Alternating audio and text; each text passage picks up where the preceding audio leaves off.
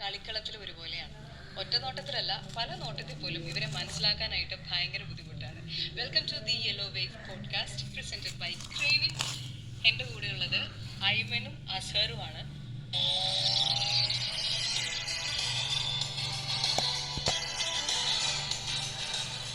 ഐമനെന്നും അസഹറെന്നും തന്നെയാണല്ലേ പേര്? കാരണം പല സ്ഥലത്തായിട്ട് പലതായിട്ട് ഞാനിപ്പോൾ കേട്ടിട്ടുണ്ട്.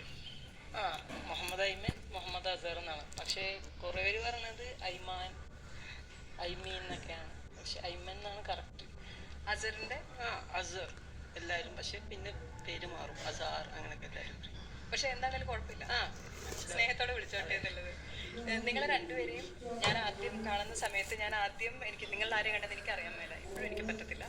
അപ്പൊ ആദ്യം ഒരാളെ ഞാൻ കണ്ടിട്ടാ ഇത് അസറായിരിക്കും എന്ന് വിചാരിച്ച് അടുത്തയാളെ കണ്ട് നിൽക്കുക ചെയ്തത്. എത്ര പെട്ടെന്ന് നിങ്ങളെ ആളുകൾക്ക് മനസ്സിലാക്കാൻ പറ്റും? അതായത് എത്ര നാളുകൊണ്ട് ഇതാണ് അസർ, ഇതാണ് ഐമൻ എന്ന് മനസ്സിലാവും? ആദ്യം കാണുന്നപ്പോൾ മനസ്സിലാവില്ല.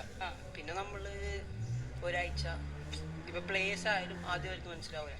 പിന്നെ ട്രെയിൻ ചെയ്ത് ഒരാഴ്ച കഴിഞ്ഞപ്പോൾ അവർക്ക് ചെറിയൊരു ഇത് മനസ്സിലാവും. പ്രത്യേകിച്ച് എൻ്റെ ഇവിടെ ഒരു മാർക്കുണ്ട്, അതാണ് അവര് മെയിൻ ആയിട്ട് നോക്കണത്. പക്ഷെ അത് കളിയിലൊന്നും നമുക്ക് മനസ്സിലാവില്ലല്ലോ. കൂടുതലും ആ ജെയ്സി നമ്പർ അങ്ങനെയൊക്കെയാണ് കോച്ചുമാര്. ഓ, അല്ലാണ്ട് പെട്ടെന്ന് ഒറ്റയടിക്ക് മനസ്സിലാവില്ല. ഉണ്ടെങ്കിൽ.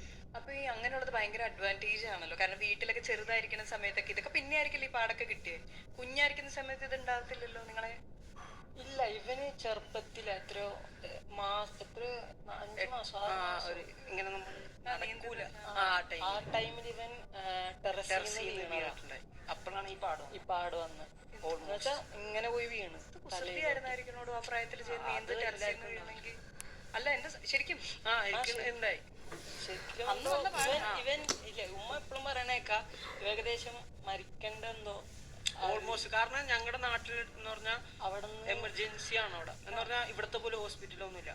ആ ടൈമില് ഭയങ്കര ചോര വന്നിട്ട് ഞങ്ങളുടെ വീടിന്റെ അടുത്ത് ഒരാൾ വന്നു, ഐസ് വന്ന് തല വച്ച് നമ്മുടെ ഈ പഞ്ഞിയിൽ അത് വെച്ചാണ് കുറച്ചും കൂടി ഉണ്ട്. പിന്നെ ഹെലികോപ്റ്റർ വന്ന് ഇവിടെ മെഡിക്കൽ ട്രസ്റ്റിൽ. അപ്പൊ അവരെ പറഞ്ഞ ഐസ് വെച്ചത് കൊണ്ട് നല്ല ഇല്ലെങ്കിൽ ഓൾമോസ്റ്റ്.